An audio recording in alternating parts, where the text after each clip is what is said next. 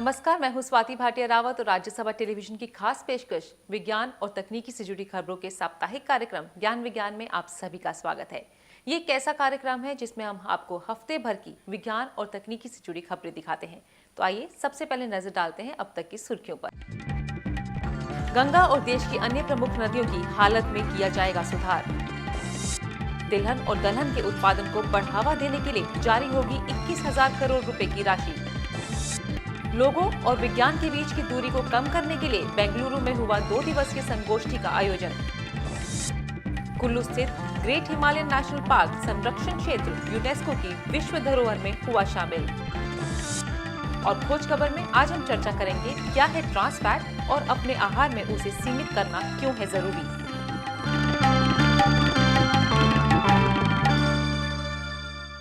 और अब खबरें विस्तार से। पिछले 25 जून को दिल्ली में भारत में नदियों के संरक्षण पर राष्ट्रीय गोष्ठी का आयोजन किया गया, जिसमें गंगा पुनरुद्धार कार्यक्रम के साथ साथ देश की अन्य प्रमुख नदियों के संरक्षण के मुद्दे पर चर्चा की गई। पेश है ये रिपोर्ट। नई दिल्ली में 25 जून को भारत की नदियों के परिरक्षण पर एक राष्ट्रीय सम्मेलन का आयोजन किया गया। इस सम्मेलन की अध्यक्षता केंद्रीय जल संसाधन, नदी विकास तथा गंगा पुनरुद्धार मंत्री सुश्री उमा भारती द्वारा की गई। इस अवसर पर मंत्री महोदया ने कहा कि सरकार गंगा नदी को फिर से जीवंत करने के लिए एक गहन योजना बना रही है। उन्होंने संकेत दिए कि देश की अन्य नदियों की सफाई के लिए इसी प्रकार के मानकों के कार्यान्वयन की संभावना है। उन्होंने इस कार्य के लिए पर्याप्त फंड की बात भी कही। इस अवसर पर सुश्री उमा भारती ने घोषणा करते हुए कहा कि 5 जुलाई को गंगा पुनरुद्धार कार्यक्रम पर चर्चा करने के लिए तकनीकी विशेषज्ञों, संतों, पर्यावरणविदों और सामाजिक संगठनों की एक बैठक आयोजित की जाएगी। इस परियोजना का लक्ष्य गंगा नदी की सफाई और पुनरुद्धार करने के साथ ही नदियों पर आश्रित विद्युत परियोजनाओं से समझौता किए बिना पूरे वर्ष गंगा नदी के मुक्त प्रवाह को बनाए रखना है।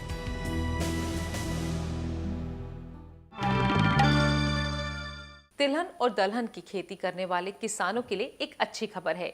हाल ही में हुई एक बैठक के दौरान राष्ट्रीय खाद्य सुरक्षा मिशन की जनरल काउंसिल ने तिलहन और दलहन के उत्पादन को बढ़ावा देने के लिए साल 2014 से 2015 के लिए कुल 21,000 करोड़ रुपए की राशि को मंजूरी दे दी है। इसके अंतर्गत अलग अलग राज्यों के लिए कार्य योजनाएं शामिल हैं। पेश है ये रिपोर्ट। विभिन्न फसलों के बीजों की संकरित किस्मों की संभावनाओं और क्षमता की पहचान करने एवं आधुनिक कृषि तकनीकों को अपनाने पर जोर देते हुए राष्ट्रीय खाद्य सुरक्षा मिशन की आम परिषद की बैठक 25 जून को कृषि मंत्री श्री राधा मोहन सिंह की अध्यक्षता में संपन्न हुई। इस बैठक में वर्ष 2014-2015 के लिए विभिन्न योजनाओं के लिए 2100 करोड़ रुपए स्वीकृत किए गए।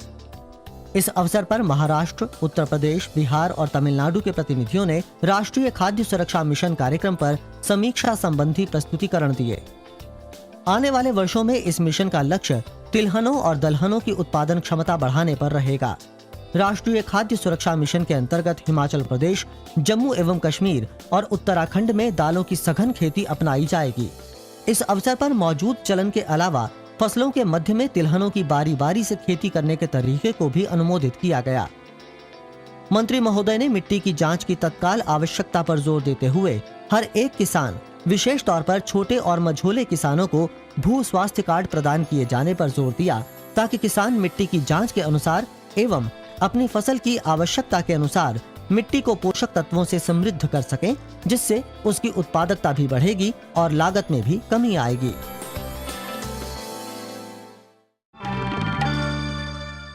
National institute of advanced studies ने अपने स्थापना दिवस समारोह के अवसर पर एक 2 दिवसीय संगोष्ठी का आयोजन किया। इस संगोष्ठी का उद्देश्य था लोगों और विज्ञान के बीच की दूरी को कम करना। इस दौरान कई जाने माने वैज्ञानिकों ने अपने व्याख्यान दिए। पेश है रिपोर्ट। बेंगलुरु स्थित national institute of advance science यानी न्यास ने अपने स्थापना दिवस के उपलक्ष्य में विज्ञान की जनमानस तक पहुंच से मिटेगी दूरियां विषय पर एक संगोष्ठी का आयोजन किया। न्यास के JRD टाटा सभागार में 20 से 21 जून के मध्य संपन्न इस 2 दिवसीय संगोष्ठी का उद्घाटन योजना आयोग के पूर्व सदस्य श्री के कस्तूरी रंगन ने किया। इस संगोष्ठी में विभिन्न प्रख्यात व्यक्तियों ने भागीदारी करते हुए विज्ञान संचार के विभिन्न पहलुओं पर अपने विचार व्यक्त किए। यह संगोष्ठी एक अकादमिक बैठक के रूप में संपन्न हुई, जिसमें विज्ञान संचार के विविध आयामों पर चर्चा के साथ ही भारत में परंपरागत विज्ञान पत्रकारिता और विज्ञान संचार के समक्ष उपस्थित चुनौतियों पर विचार मंथन हुआ। इस अवसर पर नई उभरती वेब आधारित प्रौद्योगिकियों जैसे सोशल नेटवर्किंग साइट्स और ब्लॉग्स का उपयोग जनमानस और शैक्षणिक समुदाय के मध्य जारी कम्युनिकेशन गैप को दूर करने के लिए किए जाने की आवश्यकता पर चर्चा हुई। अधिकतर वक्ताओं ने वैज्ञानिकों और आम आदमी के मध्य प्रभावी संचार की आवश्यकता पर जोर दिया, ताकि लोकतांत्रिक शासन में हितधारकों में शामिल होते हुए व्यक्ति निर्णय लेने में सक्षम हो सके। We are living in times where there is no aspect of human life which is untouched by science and technology. Unfortunately, the details to which science and technology is taking us, the common man is unaware of that details, and consequently decision making by the common man becomes difficult. And when it is a question of collective decision making, like a government policy, it becomes even more difficult, because in a democracy we want to respect the views of the public, but we don't know what is the views of the public, and we don't know what molds the views of the public, because they are not fully informed.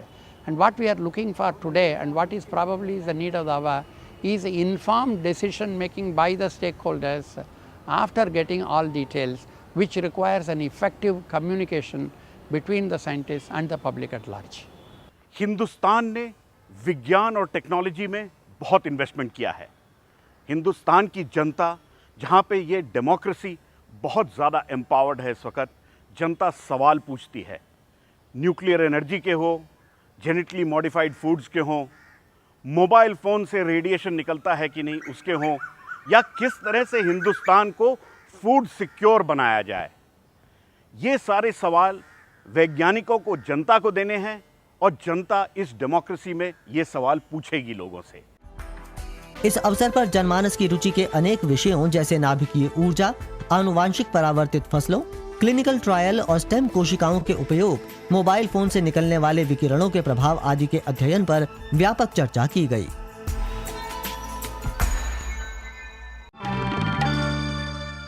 Bharat के great Himalayan national park संरक्षण क्षेत्र को UNESCO की विश्व धरोहर का दर्जा दिया गया है।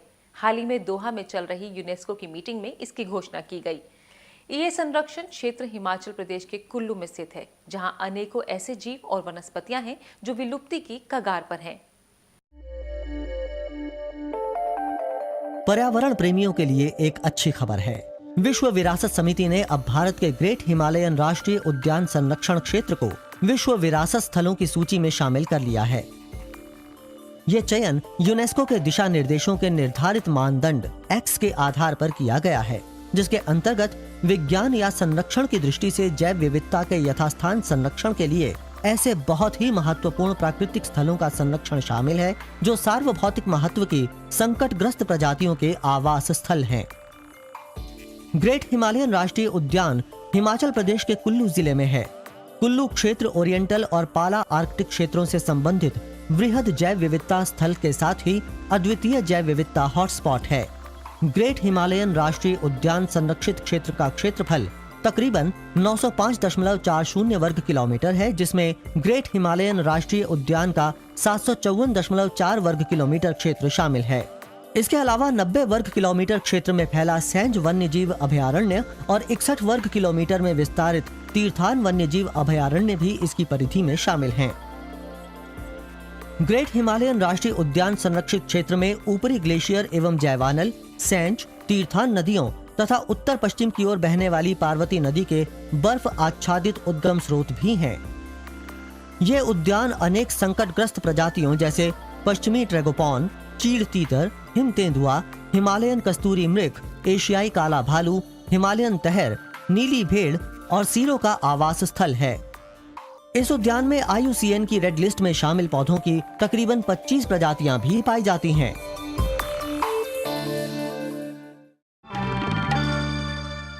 विभिन्न तत्वों की शुद्धता की जांच करने के लिए न केवल सही तकनीक की जरूरत होती है, बल्कि उच्च स्तर की प्रयोगशाला की भी जरूरत होती है, जो किसी भी तत्व की बारीक से बारीक अशुद्धि को पहचान सके। इसी दिशा में काम कर रही है हैदराबाद स्थित National centre for Compositional Characterization of Materials, यहाँ पदार्थों के विभिन्न गुणों की जांच पड़ताल की जाती है। हाल ही में NCCCM में 2 दिन का सम्मेलन आयोजित किया गया, जहां इसके बारे में कार्य चर्चा की गई। National centre for compositional characterisation of material यानी NCCCM ने 24-25 जून को हैदराबाद में national centre for compositional characterisation of material in the service of the nation विषय पर एक सेमिनार का आयोजन किया। प्रिंट और इलेक्ट्रॉनिक मीडिया जनता के साथ संवाद के लिए एक बहुत ही महत्वपूर्ण भूमिका निभाते हैं। हम भाभा परमाणु अनुसंधान केंद्र की तरफ से मीडिया के माध्यम से जनता को भाभा परमाणु अनुसंधान केंद्र के उत्कृष्ट रिसर्च के बारे में जनता को बताने के लिए मीडिया के लिए सेमिनार आयोजित करते हैं। और इसी सीरीज में हमने national centre for compositional characterisation of material में 2 दिन का सेमिनार आयोजित किया था। इस सम्मेलन का लक्ष्य जनमानस एवं मीडिया को NCCCM द्वारा विज्ञान, विशेषकर उच्च शुद्धता वाले पदार्थों, लौह और अलौह धातुओं एवं मिश्र धातुओं, औद्योगिक उत्प्रेरकों के क्षेत्र में किए गए शोध एवं विकास कार्यों से अवगत कराना था। इस अवसर पर NCCCM सुविधाओं की यात्रा भ्रमण कराने के साथ ही फ्लोराइड संसूचन का प्रदर्शन भी किया गया। NCCCM भाभा परमाणु अनुसंधान केंद्र का एक यूनिट है और यहाँ पे बेसिकली एनालिटिकल केमिस्ट्री से रिलेटेड वर्क होती है। इसमें रिसर्च भी है और हम लोग अप्लाइड वर्क भी करते हैं। तो इसमें जो भी इंडस्ट्रीज़ है या प्राइवेट इंडस्ट्रीज़ या गवर्नमेंट यूनिवर्सिटीज़, उनके पास फैसिलिटीज़ नहीं है, या अदर गवर्नमेंट ऑर्गेनाइजेशंस यहाँ पे आकर के हम लोग के साथ रिसर्च करते हैं और उनकी जो भी समस्याएं हैं उसको हम लोग सॉल्व करके उनके प्रोडक्ट की क्वालिटी को इवेल्युएट करते हैं। NCCCM की स्थापना भारत सरकार के परमाणु ऊर्जा विभाग के अंतर्गत विश्लेषणात्मक विज्ञान यानी एनालिटिकल साइंसेज के एक राष्ट्रीय केंद्र के रूप में की गई है। यह केंद्र विशिष्ट सांद्रण के 80वें हिस्से तक विश्लेषणात्मक सेवाएं प्रदान करता है, जिससे उद्योग और पर्यावरण, पदार्थ और जीव विज्ञान जैसे क्षेत्रों में विश्लेषणात्मक प्रयासों को काफी मदद मिलती है। This center initially was conceptualized to support to all these industries and public sector companies who are going to get into the high tech where such pure materials are required. So that was the original genesis.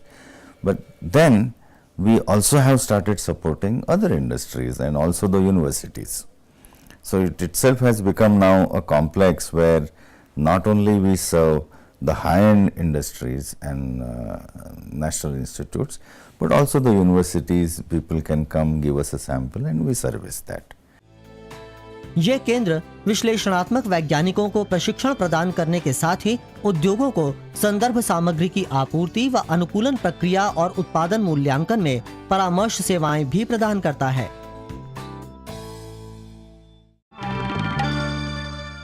तो अभी वक्त एक छोटे से break का, जल्द हाजिर होते हैं। देखते रहिए ज्ञान विज्ञान।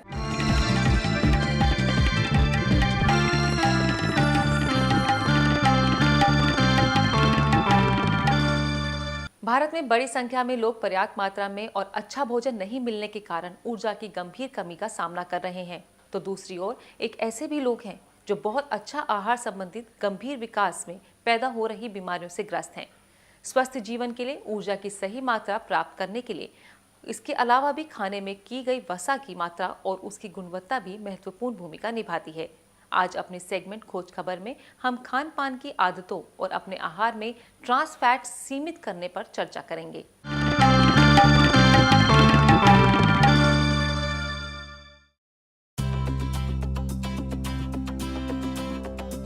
भारत में प्राचीन चिकित्सा पेशेवर भोजन को दैनिक दवा के रूप में देखते थे। जहां अपर्याप्त भोजन और आधा पेट खाना स्वास्थ्य के लिए अच्छा नहीं है, वहीं भोजन की अधिकता, विशेष तौर पर फैटी घटकों से समृद्ध भोजन, मोटापा बढ़ाता है। हमारा देश आज ऐसी ही विडंबना का सामना कर रहा है। ये देखा गया है कि पिछले कुछ सालों से बढ़ते शहरीकरण के कारण हमारी जीवन शैली में काफी बदलाव आया है, जिससे हमारा खान पान और स्वास्थ्य प्रभावित हुआ है। इस प्रकार एक ओर जहां हमारे देश में कुछ लोग व्यापक रूप से कुपोषण का शिकार होकर गंभीर बीमारियों से पीड़ित हैं, तो दूसरी ओर जीवन शैली से संबंधित अनेक बीमारियां जैसे मोटापा, मधुमेह और हृदय रोग बढ़ रहे हैं। ऐसी परिस्थिति में स्वस्थ रहने की आदतों को अपनाने की आवश्यकता है। जीवन शैली से संबंधित रोगों में अस्वस्थ आहार आदतें, शारीरिक असक्रियता, मोटापा और धूम्रपान, मद्यपान और नशीली दवाओं के सेवन जैसी आदतें एवं मानसिक दबाव आदि शामिल हैं। पिछले वर्षों में ऐसे विकारों के विकास में भूमिका निभाने वाले कारकों की मात्रा और गुणवत्ता पर वसा आहारों की मात्रा का महत्वपूर्ण प्रभाव देखा गया है। दैनिक आहार में वसा के विभिन्न प्रकारों में सैचुरेटेड, मोनो अनसैचुरेटेड और पॉली अनसैचुरेटेड फैटी एसिड हो सकते हैं। सैचुरेटेड फैट को सामान्य तौर पर हानिकारक माना जाता है, जो मुख्यतः जीवों के स्रोतों जैसे लाल मांस, पोल्ट्री और फैट युक्त डेयरी उत्पादों से प्राप्त होता है।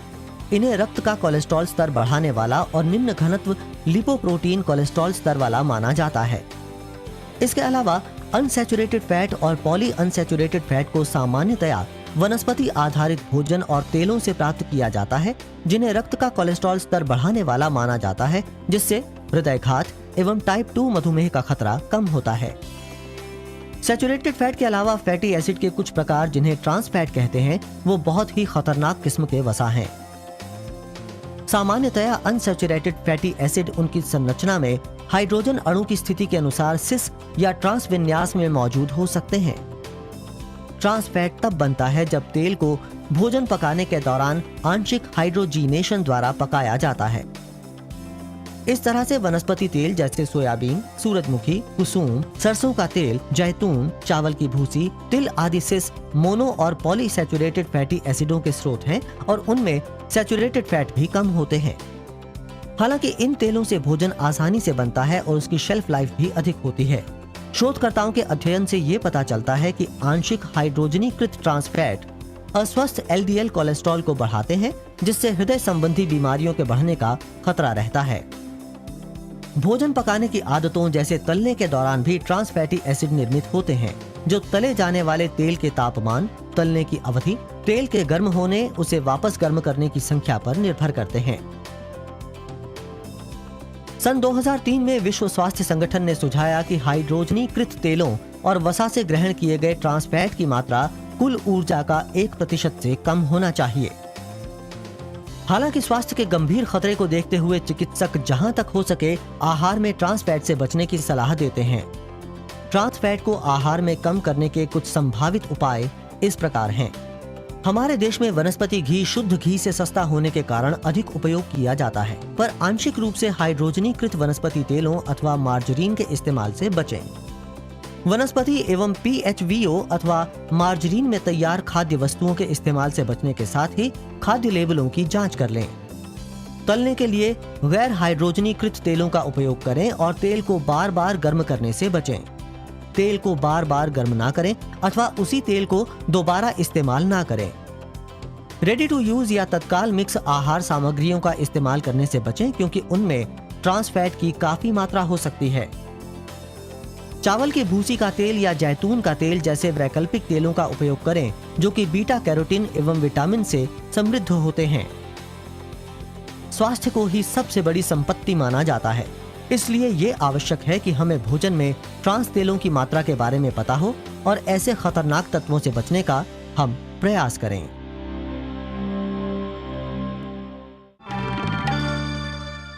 कुछ लोगों का व्यक्तित्व ऐसा होता है जो आने वाली पीढ़ी को उत्साहित करती है।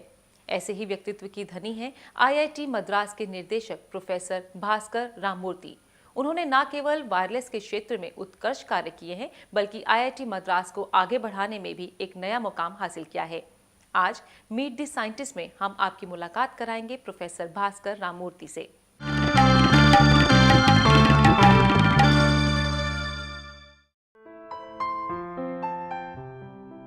भारतीय प्रौद्योगिकी संस्थान मद्रास के वर्तमान निदेशक प्रोफेसर भास्कर रामामूर्ति देश में दूरसंचार और कंप्यूटर नेटवर्किंग समूह के संस्थापक सदस्यों में से एक हैं। प्रोफेसर भास्कर इस क्षेत्र में शोध समुदाय के प्रख्यात व्यक्ति हैं। 17 अप्रैल 1959 में जन्मे प्रोफेसर रामामूर्ति ने भारतीय प्रौद्योगिकी संस्थान मद्रास से सन 1980 में बीटेक किया। सांता बारबरा स्थित यूनिवर्सिटी ऑफ कैलिफोर्निया के इलेक्ट्रिकल और कंप्यूटर विभाग से उन्होंने 1982 में MS की डिग्री प्राप्त की और सन 1985 में PhD की। डॉक्टर की उपाधि प्राप्त करने के बाद प्रोफेसर रामामूर्ति ने AT&T बेल लैब्स में 2 वर्षों तक कार्य किया। फिर उन्होंने भारतीय प्रौद्योगिकी संस्थान के इलेक्ट्रिकल इंजीनियरिंग विभाग में सहायक प्राध्यापक के रूप में कार्य किया। उन्होंने सन 2005 से 2011 के दौरान भारतीय प्रौद्योगिकी संस्थान मद्रास में डीन ऑफ प्लानिंग के दायित्व का निर्वाह किया। सन 2011 से वो भारतीय प्रौद्योगिकी संस्थान मद्रास के निदेशक के रूप में कार्यरत हैं। प्रोफेसर रामामूर्ति संचार, वायरलेस नेटवर्क और सिग्नल प्रोसेसिंग के विशेषज्ञ हैं और उन्हें इनडोर वायरलेस कम्युनिकेशन के 2 मूलभूत शोध पत्रों के लिए जाना जाता है, जिनमें से एक शोध पत्र आधुनिक वाईफाई तकनीक के उपयोग का आधार है।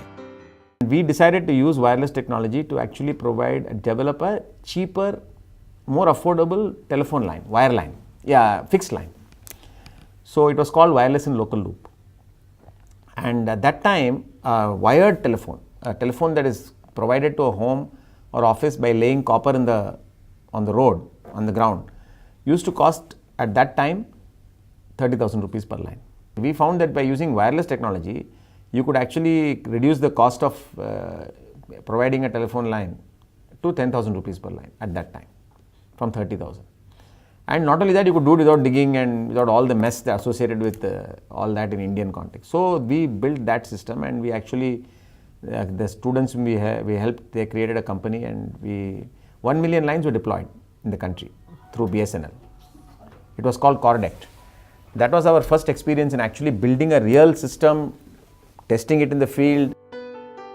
प्रोफेसर रामामूर्ति दूरसंचार क्षेत्र के सक्रिय समर्थक हैं और पिछले 20 वर्षों के दौरान भारतीय बाजार के लिए अभिनव वायरलेस उत्पादों के शोध और विकास में कार्य कर रहे हैं। वो T-Net के संस्थापकों में से एक हैं, जिसने अनेक उत्पाद जैसे ग्रामीण ATM, मेडिकल नैदानिक किट और इंडिक कंप्यूटिंग आदि विकसित किए हैं।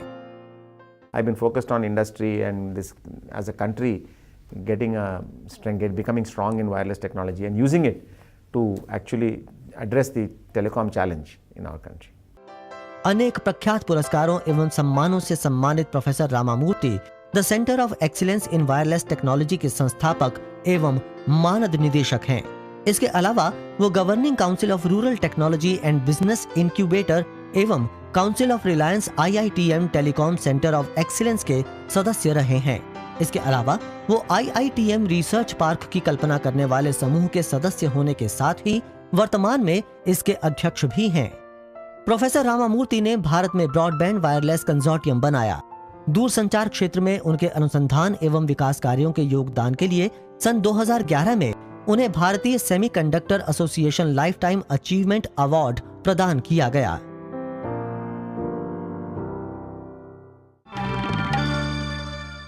और क्या है इस सप्ताह के इतिहास में विज्ञान का योगदान, जानेंगे अपने सेगमेंट इतिहास के पन्नों में।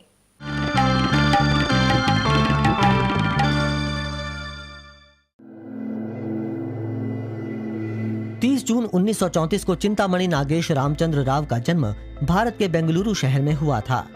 भारत रत्न से सम्मानित राव ने सन 1951 में मैसूर विश्वविद्यालय से स्नातक की उपाधि प्राप्त की। उन्होंने संक्रमण धातुओं की ऑक्साइड व्यवस्था सहित उच्च तापमान अतिचालकता, विशाल चुंबक प्रतिरोध एवं धात्विक रोधन परिवर्तन से संबंधित संरचनात्मक विज्ञान पर कार्य किया। सन 2006 में वे भारत विज्ञान सम्मान से सम्मानित होने वाले पहले व्यक्ति बने। वे सन 1989 में Jawaharlal Nehru centre for advanced scientific research में निदेशक बने। श्री राव को डिजाइनर ठोसों की अद्वितीय संरचनाओं और गुणों के विश्लेषण के विशिष्ट कार्य के लिए जाना जाता है। 1 जुलाई 1896 को एडवर्ड जेनर ने चेचक संबंधी अपने प्रसिद्ध चेचक एक्सपेरिमेंट को संपन्न किया। उन्होंने एक लड़के जेम्स फिप्स की बाहों में कट लगाकर चेचक का टीका लगाया। वो लड़का प्रभावित नहीं हुआ, जबकि उसे पहले चेचक का टीका लगाया गया था। इस प्रकार उनका प्रयोग सफल रहा। इस प्रयोग ने टीकों के विकास की संकल्पना को जन्म दिया। प्रसिद्ध भारतीय अंतरिक्ष यात्री कल्पना चावला का जन्म 1 जुलाई 1961 को हरियाणा के करनाल शहर में हुआ था। उन्होंने सन 1982 में पंजाब इंजीनियरिंग कॉलेज से स्नातक की उपाधि प्राप्त की। वो मार्च 1995 में नासा के एस्ट्रोनॉट कॉर्प्स में शामिल हुईं। उन्हें 1995 में पहली बार उड़ान के लिए चुना गया। फिर सन 1997 में वो अपने पहले अंतरिक्ष मिशन में कोलंबिया अंतरिक्ष यान में गईं। अंतरिक्ष में उड़ान भरने वाली कल्पना चावला भारतीय मूल की पहली महिला हैं। सन 2000 में उन्हें उनकी दूसरी उड़ान में मिशन विशेषज्ञ के रूप में चुनकर सूक्ष्म गुरुत्व प्रयोगों का प्रभारी बनाया गया। दुर्भाग्य से वो अंतरिक्ष यान सकुशल वापस नहीं लौटा। आज वो प्रत्येक विद्यार्थी की प्रेरणा बन चुकी हैं। 4 जुलाई 1790 को जॉर्ज एवरेस्ट का जन्म इंग्लैंड के वेल्स शहर में हुआ था। वो ब्रिटिश सर्वेक्षक और फोटोग्राफर थे जो सन 1806 में भारत आए थे। उन्हें ईस्ट इंडिया कंपनी द्वारा भारत का सर्वेयर जनरल नियुक्त किया गया था। उन्होंने भारत में त्रिकोणमितीय सर्वेक्षण पूरा किया, जिसके अंतर्गत उन्होंने दक्षिण भारत से लेकर उत्तर में नेपाल तक के क्षेत्र को कवर किया। उनके इस सर्वे एवं इसके बाद के सर्वे के नतीजों से ही माउंट एवरेस्ट शिखर की ऊंचाई की गणना की जा सकी, जिससे ये विश्व का सबसे ऊंचा पर्वत साबित हुआ। उनके सम्मान में इस शिखर का नाम माउंट एवरेस्ट रखा गया।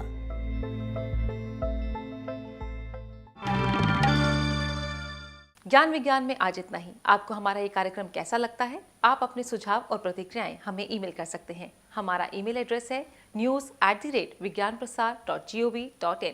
आप चाहें तो हमें पत्र भी लिख सकते हैं। हमारा पता है विज्ञान प्रसार C24 कुतुब इंस्टीट्यूशनल एरिया, नई दिल्ली 110016। तो आज के लिए इतना ही। विज्ञान और तकनीकी से जुड़ी खबरों के साप्ताहिक कार्यक्रम ज्ञान विज्ञान में अगले हफ्ते फिर होगी मुलाकात। तब तक के लिए हमें दीजिए इजाजत और देखते रहिए राज्यसभा टेलीविजन। नमस्कार।